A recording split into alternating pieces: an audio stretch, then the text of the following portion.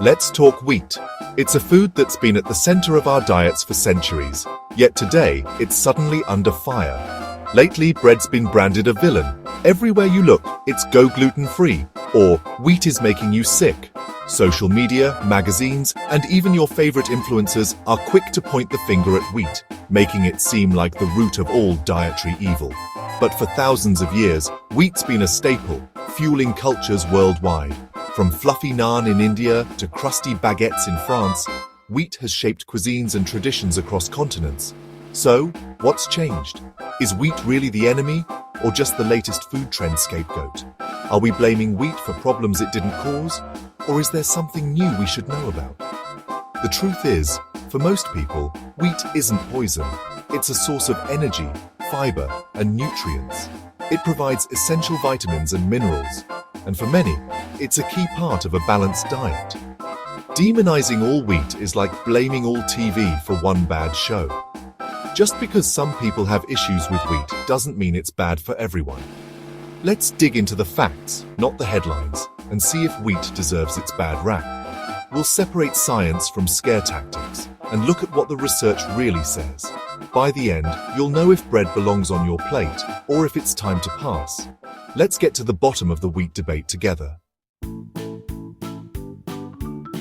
Wheat is a type of grass that's been cultivated for thousands of years, prized for its golden grains that are packed with nutrients and energy. These grains are a staple food in many cultures around the world, forming the backbone of countless diets. We harvest wheat and grind its grains into flour, which is then used to make everyday favorites like bread, pasta, cakes, and a huge variety of baked goods. It's hard to imagine a world without these foods. The magic ingredient in all these foods?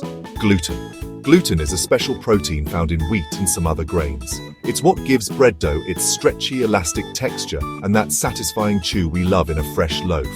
For most people, gluten is completely harmless and simply part of a normal diet. But for people with celiac disease, gluten is a real problem. Their immune system mistakes gluten for a threat and attacks the lining of the gut, causing inflammation and damage that can lead to serious health issues if not managed. There are also people who don't have celiac disease or a wheat allergy, but still feel unwell after eating gluten. This is called gluten sensitivity. It can cause symptoms like stomach pain, bloating, or tiredness, even though it's not an allergy. For those with celiac disease or gluten sensitivity, avoiding gluten is essential to feel their best and stay healthy. But for the vast majority of people, there's no need to cut it out. Think of it like peanuts, perfectly safe and nutritious for most, but potentially dangerous for a small group of people who have allergies or sensitivities. In fact, only a small percentage of the population actually needs to avoid gluten for medical reasons. Most people can enjoy it without any worries.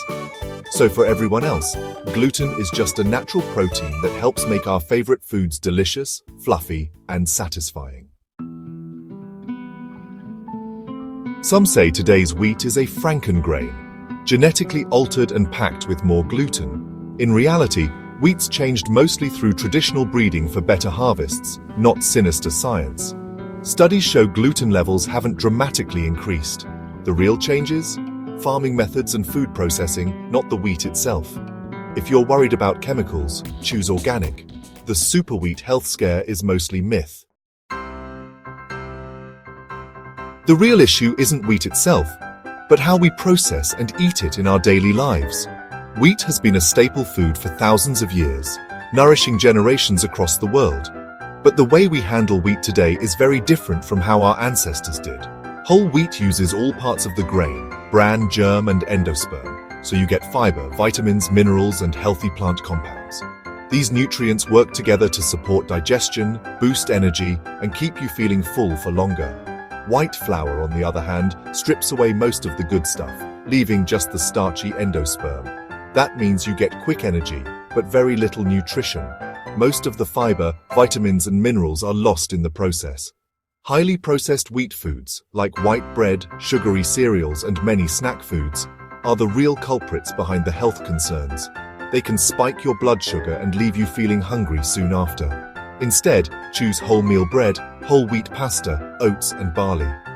These whole grains provide steady energy, more nutrition, and help support a healthy gut.